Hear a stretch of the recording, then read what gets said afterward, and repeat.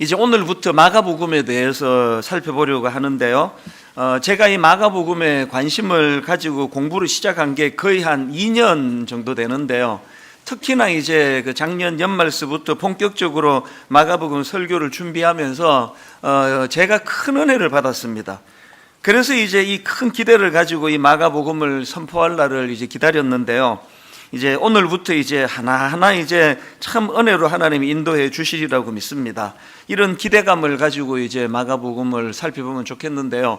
먼저 이 마가복음의 배경을 좀 살펴보자면, 이 마가복음의 저자는 베드로의 통역관으로 알려져 있는 요한 마가라는 인물입니다. 그리고 이 마가복음의 그 수신인은 로마에 살던 그 성도들인데요. 그 당시 로마에 살던 성도들은 큰 핍박을 당하던 중이었습니다. 여러분이 다 아시지만 AD 64년에 로마에서 대화재 사건이 발생하지 않았습니까? 그 대화재 사건이 일어나고 어떤 그 흉흉한 소문이 번져나갔는가 하면은 그 당시 로마 황제였던 네로가 이 화재를 저질렀다, 그런 흉흉한 소문이 이제 계속 이제 번져나가니까 그 당시 황제였던 이 네로가 이런 소문에서 벗어나기 위하여 이 화재의 책임을 기독교인들한테 뒤집어 씌우는 겁니다. 그리고는 엄청난 핍박을 가하는데요. 그 과정에서 수많은 기독교인들이 가혹한 고문을 당하고 학살을 당하고 이런 끔찍한 역사를 갖고 있지 않습니까? 이런 너무나 위축되어 있던 그런 상황에서 그 마가복음은 그 로마에 있는 위축된 성도들을 위해서 쓴 게 그게 마가복음입니다. 이렇게 절망에 빠져있던 로마의 성도들을 위해서 쓰여진 마가복음인데 이렇게 말씀을 시작합니다. 마가복음 1장 1절, 하나님의 아들 예수 그리스도의 복음의 시작이라. 여기 나오는 이 복음의 시작이라 할 때 이 시작이라는 단어는 헬라어로 아르케인데요. 이 단어는 이제 그 시간상의 처음 혹은 기원이나 원리상의 처음, 이런 뜻을 가진 단어입니다. 그러니까 이 아르케라는 단어를 조금 더 드러내면서 이제 이거를 그 해석을 하면 이렇게 해석할 수 있습니다. 하나님의 아들 예수 그리스도의 복음 인문이다. 이렇게 그 타이틀로서 이제 로마서 1장 1절이 선포가 되는데요. 그런데 저는 여기 나오는 이 아르케라는 이 단어에 주목을 합니다. 왜 그러냐 하니까 이 아르케라는 단어는 창세기 1장 1절과 연관이 있는 단어이기 때문에 그렇습니다. 창세기 1장 1절에 태초에 하나님이 천지를 창조하시니라, 여기 나오는 이 태초의 이 부분을 70인역이라는 헬라어 성경에서 아르케로 번역을 하는데요. 마가복음 1장 1절에서 지금 이 아르케라는 단어로 마가복음이 시작되고 있다는 게 제게는 굉장히 흥미로운 한 대목이었습니다. 제가 왜 이 단어에 주목을 하는가 하니까 창세기 1장에서 태초에, 그래 여기 나오는 아르케, 이 단어를 사용하던 그 당시 상황 정황하고 지금 이제 이 마가복음의 수신자인 로마에 살던 성도들의 상황이 그 비슷한 점이 좀 있는 겁니다. 어떤 점이 비슷한가 하니까, 자, 창세기 1장 1절 2절을 묶어서 한번 읽어드리겠습니다. 태초에 하나님이 천지를 창조하시니라, 땅이 혼돈하고 공허하며 흑암이 깊음 위에 있고 하나님의 영은 수면 위에 운행하시니라. 여기 보면은 하나님께서 온 세상의 시작을 선포하시는 선포하던 때의 상황을 혼돈과 공허와 흑암의 상태였다고 그렇게 기록을 하고 있는데요. 지금 대로마 화재 사건의 그 주범이라는 누명을 쓰고 핍박당하고 함께 신앙생활하던 동료들이 죽어나가고 고문을 당하고 하는 이 절망적인 상황이, 이게 딱 혼돈과 공허와 흑암이라는 혼란의 상황 아닙니까? 그러니까 마가가 이 마가복음을 기록하면서 이 복음을 1장 1절에서 선포하는데 예수 그리스도의 복음의 시작이라고 하는 이 표현 속에 이 아르케라는 이 단어를 가지고 뭘 강조하는 겁니까? 너무나 절망적인 그 상황, 수습이 되지 않는 그 상황이지만 하나님께서는 천지를 창조하실 때의 그 아르케의 복음, 다시 말해서 그 창조 이전에 혼돈과 공허와 흑암을 잠재워 주시던 그 하나님의 능력으로 당신들의 고통을, 이 혼란을 절대 방치하지 않으실 것이다.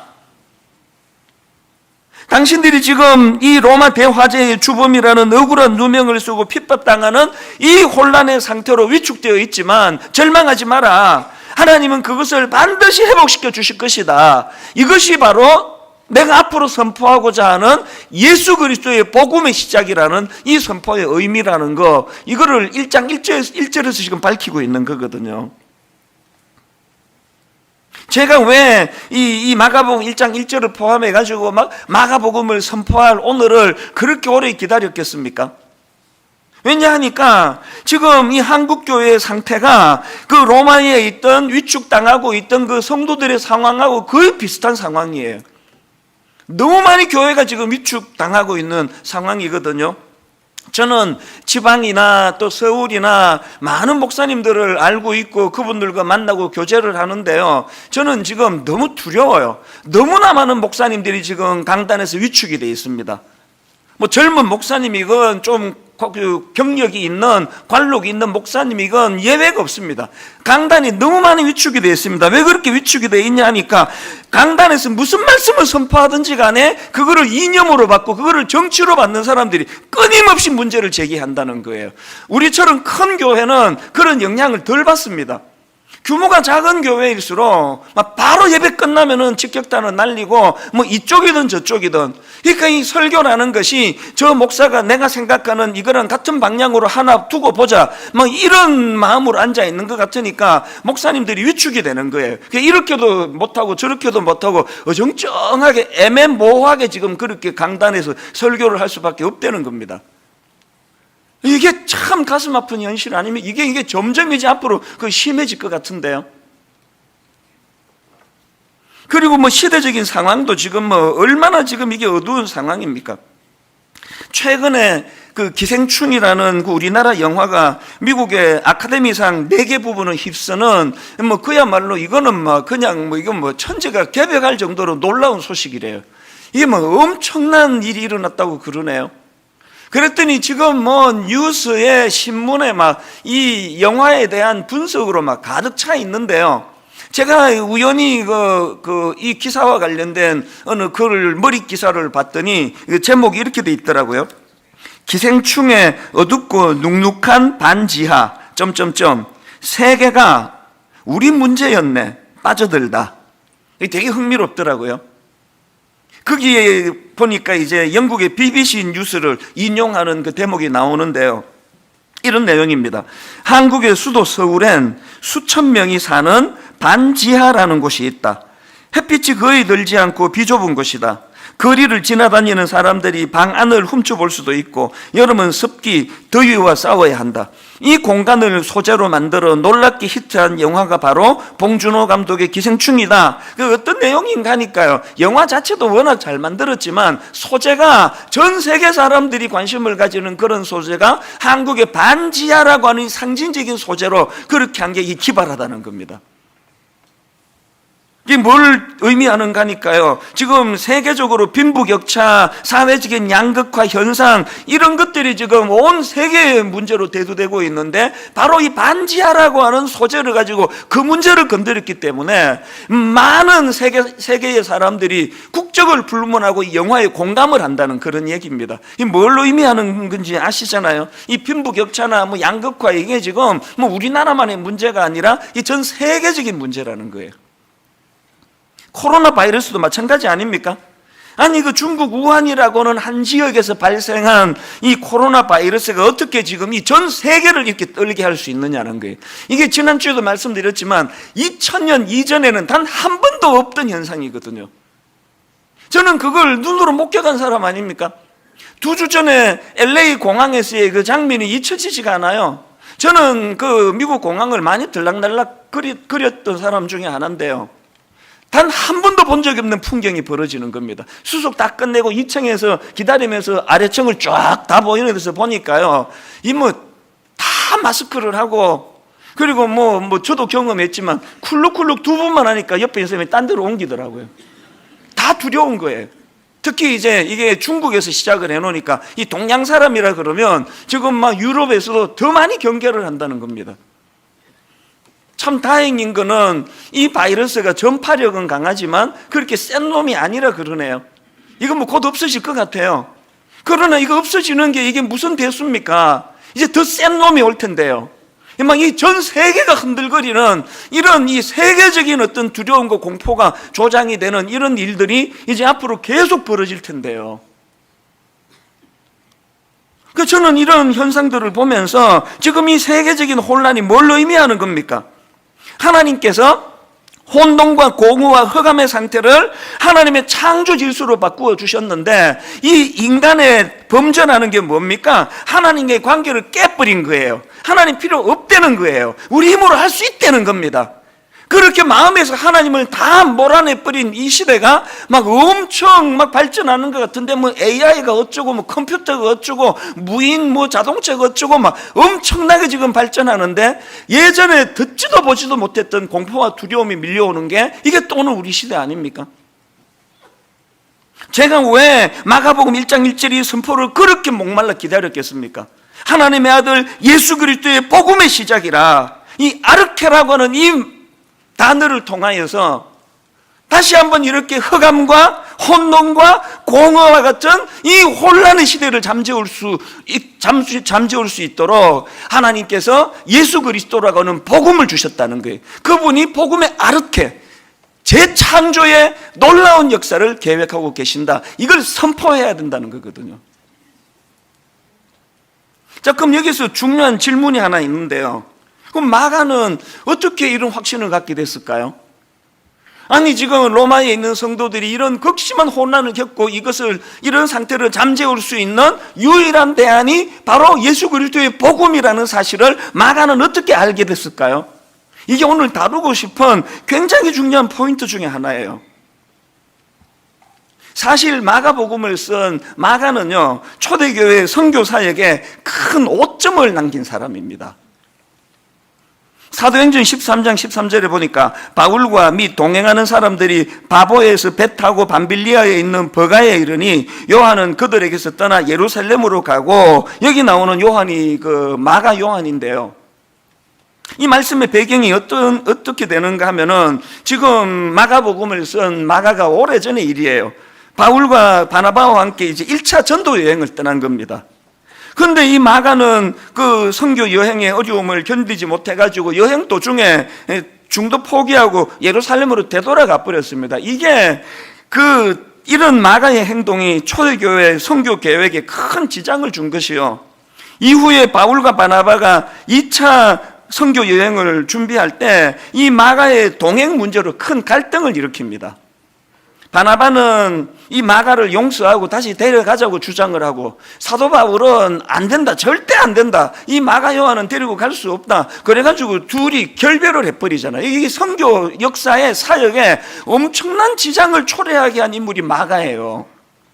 보통 목사님들이 분석을 하면서 웃기려고 그러는지 모르겠는데요. 사도 바울이 굉장히 깐깐한 사람이었다. 사도 바울이 그냥 꽁한 데가 있었다. 이렇게 이것들을 분석하는 경우들을 가끔씩 보는데 그건 옳은 얘기가 아닙니다. 이 당시로 사도 바울은요, 그렇게 그냥 누구 하나 실수한 걸 그거를 빌미로 목을 치는 그런 정도의 단계가 아니에요. 저 같은 이런 어리석은 사람도 그렇게 안 합니다. 우리 부목사 한 사람이 무슨 실수를 했다고 그때부터 다시는 아무데도 안 세우고 데리고도 안 가고 그런 일을 저도 안 하는데요. 그러니까 여기서 지금 사도 바울이 꼬장꼬장하고 깐깐하고 이렇게 분석하면 안 되고요. 우리가 뭔지는 모르지만 마가는 결정적인 치명적인 회복이 어려운 실수를 저질렀다는 걸 우리가 알 수 있는 거 아닙니까? 그러니까 이 마가 입장에서 실패한 인생이에요. 아니 그 당시로 지금 사도 바울의 위상을 생각하면은요, 그 영향력이 있던 사도 바울이 낙인을 찍었는데 어떻게 회복이 됩니까? 끝난 인생이에요, 영적으로 말하면. 그런데 이렇게 실패한 인생이었던 마가가 어떻게 마가복음이라는 놀라운 복음서를 기록을 하게 되고요. 그리고 또 대략 한 12년쯤 지난 그 시점에 골로새서 4장에 보니까 사도 바울이 이제 로마에 투옥됐다는 사실을 말하면서 마가도 함께 갇혀 있다는 표현이 나옵니다. 골로새서 4장 10절. 나와 함께 갇힌 아리스다고와 바나바의 생질 마가와, 그리고 특별히 뭘 부탁합니까? 이 마가에 대하여 너희가 명을 받았음에 그가 이르거든 영접하라. 회복이 됐다는 거 아닙니까? 심지어는 디모데후서 4장 10절 11절 대만은 이 세상을 사랑하여 나를 버리고 데살로니가로 갔고 그레스게는 갈라디아로 디도는 달마디아로 갔고 누가만 나와 함께 있느니라. 그 다음 보세요. 내가 올 때에 마가를 데리고 오라. 그가 나의 일에 유익하니라. 관계가 회복된 정도가 아니라 아주 신뢰하는 인물로 마가가 지금 회복이 되어 있는 겁니다. 심지어는 베드로전서 5장에 보니까요, 베드로가 그를 어느 정도 신뢰하는가 보니까 5장 13절 택하심을 함께 받은 바벨론에 있는 교회가 너희에게 문안하고 내 아들 마가도 그리하느니라. 완전한 회복이 일어난 거 아닙니까? 그 제가 이 마가의 이 변천을 쭉 묵상을 하면서 다시 질문으로 돌아갑니다. 아니, 마가는 그 당시 그 로마에 있는 너무나 핍박 가운데 절망하는 그분들에게 마가복음 1장 1절을 통하여 예수 그리스도의 복음이 대안이다. 예수 그리스도의 복음이 이 혼란을 잠재우는 하나님의 복음의 아르케가 된다. 이걸 어떻게 이렇게 확신할 수 있게 됐냐고요? 자기가 경험한 거예요. 완전히 실패한 인생. 그렇게 존경에 맞지 않는 사도 바울로부터도 그렇게 내침을 당할 수밖에 없는 절망적인 자기가 어떻게 다시 회복이 되어 이런 놀라운 회복의 자리에 설 수 있게 되었는지, 그 과정에서 이 마가가 경험한 복음의 능력, 아르케의 능력, 치유의 능력, 이걸 자기가 경험했으니까 지금 로마에서 들려지는 너무나 가슴 아픈 그런 소식들이 들려지니까 이 마가복음을 쓰지 않으면 안 되는 거예요. 절망하지 말라고. 당신들 이렇게 끝나지 않는다고. 복음은 반드시 이 혼란을 잠재우는 아르케의 능력이 된다는 거. 그래서 1장 1절에서 창세기 1장 1절에 하나님의 창조 과정에서 나왔던 중요한 단어인 아르케라는 단어를 가지고 말씀을 시작하는 거 아닙니까? 제가 왜 오늘 설교 제목을 실패한 인생이 쓰는 승리의 노래라고 정했는지 아시겠죠? 여러분, 이제 저와 함께 마가복음을 이제 한 1년 이상 함께 공부할 것 같거든요. 이 기간 동안에 실패한 것 같은 인생, 계속 마음의 그 패배감이 자기를 억누르는 인생, 이게 천지창조 이전의 그 혼란과 혼돈의 상태와 같은 그런 오리무중의 인생들이 모두가 다 아르케의 복음인 예수 그리스도의 복음을 이론이 아니라 마가처럼 실패한 그 자리에서 완전히 회복을 시켜주시는 하나님의 능력으로 이 복음을 경험하게 되기를 주님 이름으로 축원합니다. 저는 이런 회복을 꿈꾸면서 이제 첫 시간인 마가복음 그 시리즈 첫날에요, 우리가 이 두 가지를 좀 꿈꾸자는 겁니다. 이 복음을 우리가 접하면서 첫 번째 꿈꾸는 게 뭐냐? 실패한 인생에게 복음은 아르케의 능력이라는 사실을 좀 경험하자는 겁니다. 제가 목회를 하면서 참 가슴이 아픈 게요, 성도들 중에 이 실패감으로 아파하는 분이 너무 많으세요. 그리고 그 로마에 있는 성도들처럼 상황에 눌려가지고 위축이 돼 그렇게 주눅이 들어서 하는 젊은이들이, 젊은 크리스찬들이 너무 많으세요. 여러분, 이렇게 위축되고 또 스스로가 그 실패감으로 나는 실패한 인생이라고 그렇게 되뇌이며 사는 크리스찬이 너무 많다는 게 뭘 의미합니까? 예수 잘 믿는 것하고, 예수 잘 믿으면 더 이상 실패가 없다는 것하고 이게 다 맞지가 않는 이야기라는 거예요. 여러분, 예수 잘 믿는 게 더 이상 실패가 없고 고난이 없는 자리로 들어간다는 그런 뜻이 아니고요, 우리가 이 고난에 대한 발상을 좀 바꾸자는 겁니다. 지금 내가 겪고 있는 이 고난이야말로 이 복음의 아르케를 경험할 수 있는 도구가 될 수 있다는 사실을 우리가 고난을 접할 때 이 생각의 발상을 좀 바꾸자는 거예요. 고난이 없으면 축복이고, 고난이 있으면 이게 무슨 피해야 되는데 그냥 재수 없이 우리가 이런 일을 겪는 거고, 이렇게 생각하는 것 자체가 너무나 비복음적이에요. 바로 어젠데요, 그 포항공대 그 포스텍이라 그러죠, 포항공대 총장님의 인터뷰 기사를 읽었더니요, 이분이 이제 그 인터뷰를 하는데 미국의 그 구글 본사를 방문했다가 그 자기가 경험한 감동을 이야기하는 대목이 나오더라고요. 구글에서는요, fail fast, 빨리 실패해라, 이게 이런 독특한 철학을 갖고 있다는 겁니다. 구글을 방문했더니 곳곳에 그 포스트 하나가 붙어 있는데요, think big, fail faster, do it now. 이게 그 F 발음이 많아가지고 발음이 되기 힘들어서 화면으로 제가 좀 띄워달라 그랬습니다. 지 헬라어야 뭐야 이러는 분이 계실까봐. 그 구글 본사에 이 포스터가 이게 왜 저게 여러 군데 붙어 있을까요? Think big, fail faster, do it now. 그러면서 이제 그 총장님 인터뷰 내용을 한번 들어보십시오. 실패를 인정하면 파티를 열어주고 빨리 실패하면 상도 준다더군요. 실패를 경험의 일부로 생각하면 더 담대하게 도전할 수 있다는 게 구글의 생각입니다. 제가 어제 오전에 이 기사를 읽으면서 구글에서 그 실패를 보는 생각의 발상이 다르니까 이런 일이 가능한 거 아닙니까? 실패한 인생은 내쳐야 되는 인생이 아니에요. 영적으로도 우리가 이걸 접목하자는 겁니다. 예수 잘 믿으면 더 이상 실패 없다 이런 이상한 소리 듣지 말고요, 우리가 경험하는 이 실패야말로 복음의 아르케를 경험하는 재료로 쓸 수 있다는 겁니다. 저는 어제 오전에 그 글을 읽으면서 그 옛날에 그 어른들 부르던 찬양이 하나 툭 생각이 나더라고요. 거친 세상에서 실패하거든 그 손 못자국 만져라. 무슨 뜻입니까? 거친 세상에서 우리가 겪을 수밖에 없는 그 실패가 못자국 난 손으로 상징되는 주님의 복음을 의지하는 도구로 만들어야 된다는 그 얘기 아닙니까?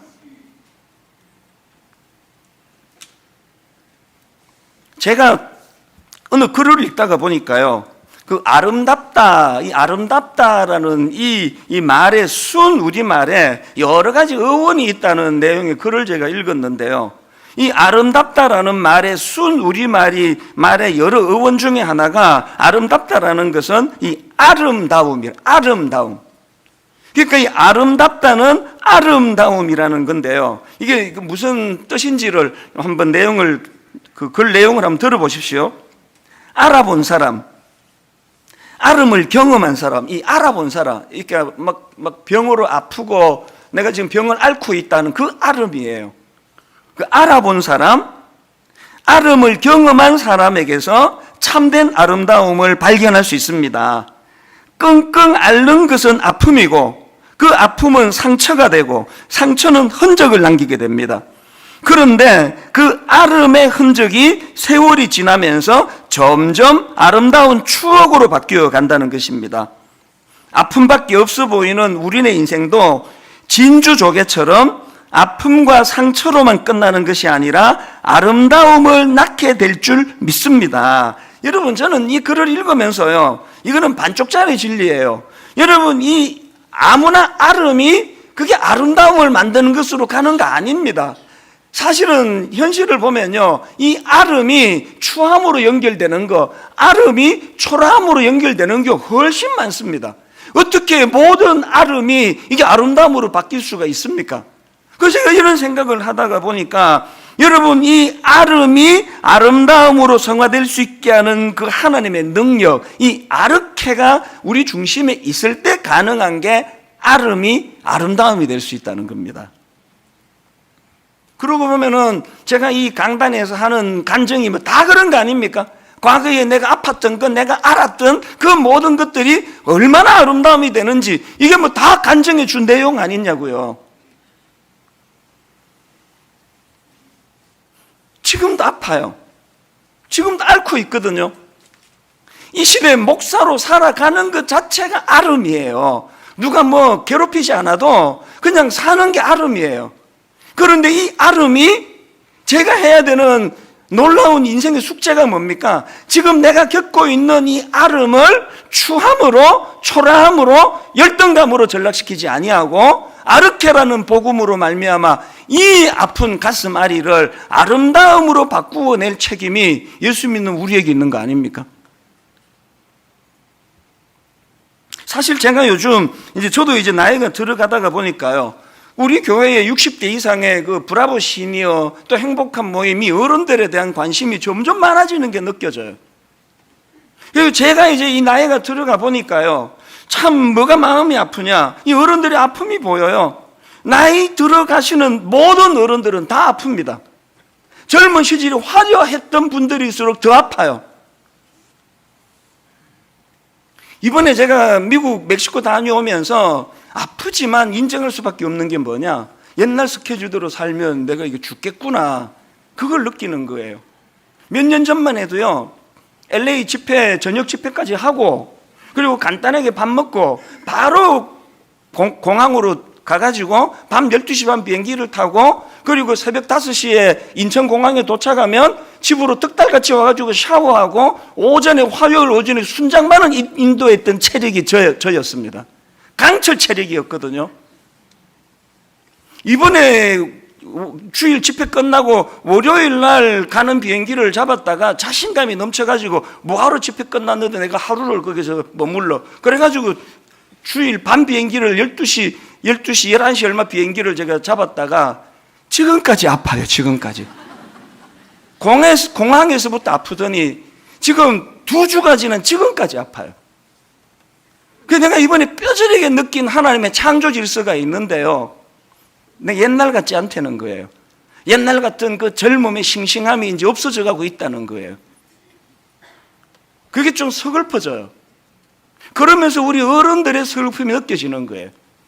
이제 60대가 넘어가시고 70대가 되시고 80대가 되시는 분들의 이 상실감이 이게 얼마나 크겠는가, 그게 너무 와닿아요. 요즘에는요, 우리 청년들을 위해서도 기도하지만 저는 우리 어르신들을 위한 기도가 점점 많이 나옵니다.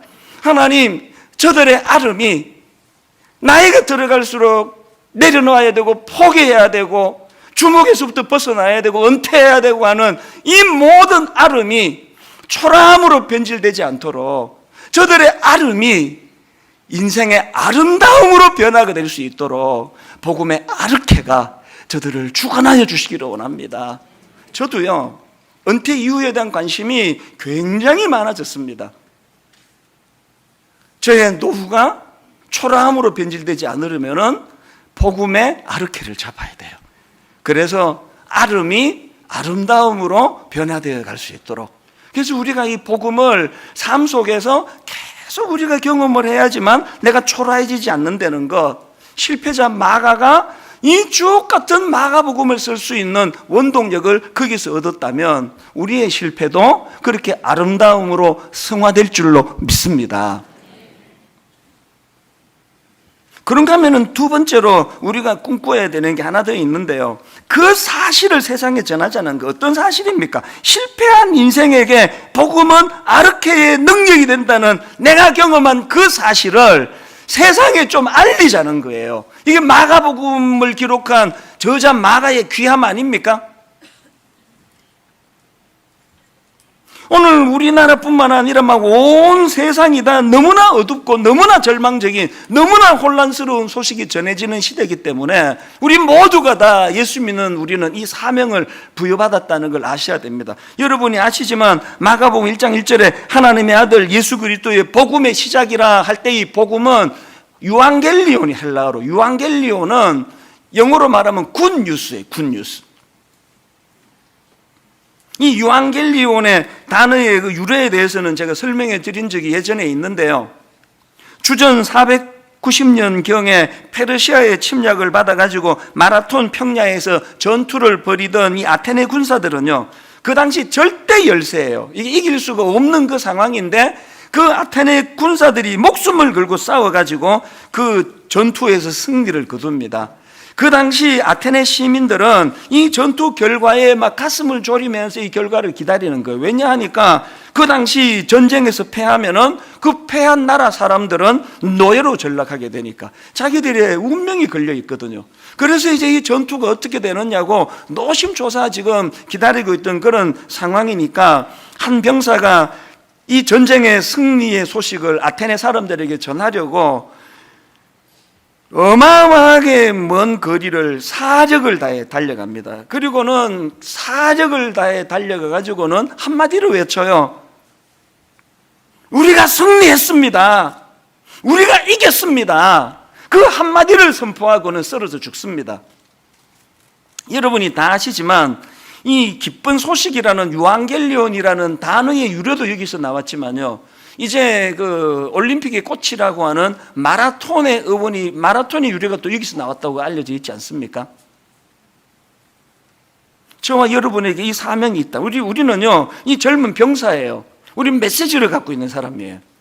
모두가 다 절망하고, 모두가 다 한국교회 끝났다 그러고, 모두가 다 이제 희망 없다 그러고, 모두가 그렇게 우울에 쓰러져 가고 있을 때, 우리는 유앙겔리온, 이 기쁜 소식, 굿 뉴스. 저는 이 마가복음을 공부하면서 막 전의를 불태우게 되더라고요. 어떤 경우라도 내가 좌절하지 않을 것이다. 좌절했다가도 회복이 될 것이다. 왜? 나에게는 이 병사가 가진 사명이 있거든요. 이 굿 뉴스를 전해야 되거든요. 제가 절망해가지고 우울증 걸려 죽어버렸다. 이것만큼 불경한 종은 없습니다. 그렇기 때문에 힘을 내는 거거든요. 어제 절망했는데 오늘 다시 회복할 수 있게 만드는 이 아르케, 이 마가복음 1장 1절에 선포되는 예수 그리스도의 이 아르케의 복음.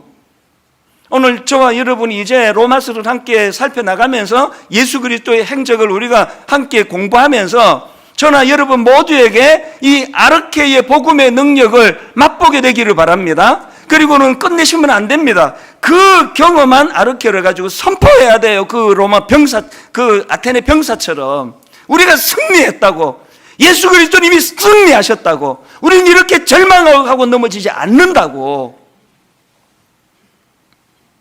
이 마가복음의 구조가 너무너무 은혜가 되는 대목이 있었는데요. 이렇게 마가복음 1장 1절에서 예수 그리스도의 복음을 선포하는데요. 그리고는 이제 중간쯤 마가복음 8장 29절에서 유대인을 대표하는 베드로의 고백이 거기에 나와 있습니다. 또 물으시되 너희는 나를 누구라 하느냐? 베드로가 대답하여 이르되 주는 그리스도시니이다. 그렇게 하고 마가복음이 어떻게 끝나는지 아십니까? 이 1장 1절에서 선포된 예수 그리스도의 주는 그리스도시라는 이 놀라운 선포가 중반쯤에 유대인이었던 베드로를 통해서도 선포가 되지만 마가복음 끝부분에서는 이방인을 대표하는 로마의 권력자 백부장의 입에서 이게 선포가 됩니다. 마가복음 15장 39절입니다. 예수를 향하여 섰던 백부장이 그렇게 숨지심을 보고 이르되 이 사람은 진실로 하나님의 아들이었도다 하더라. 마가복음이 이렇게 끝나요. 뭘 의미합니까? 복음의 확장입니다. 우리 시대에 범할 수 있는 가장 무서운 죄는요, 복음을 경험하지 못하는 거예요. 경험했다 하더라도 그걸 확장시키지 않고 가두어 두는 겁니다.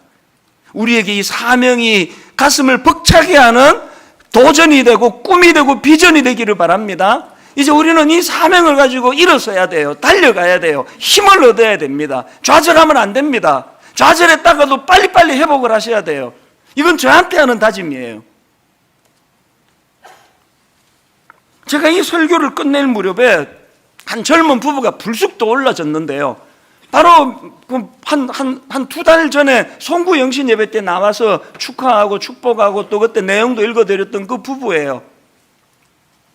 임신 중독과 함께 귀하게 얻은 아기가 구순 9개월이라고 입술과 인중과 입천장, 잇몸이 갈라지는 병을 앓고 있는 이 아기를 키우고 있는 젊은 부부의 고군분투를 들어보세요.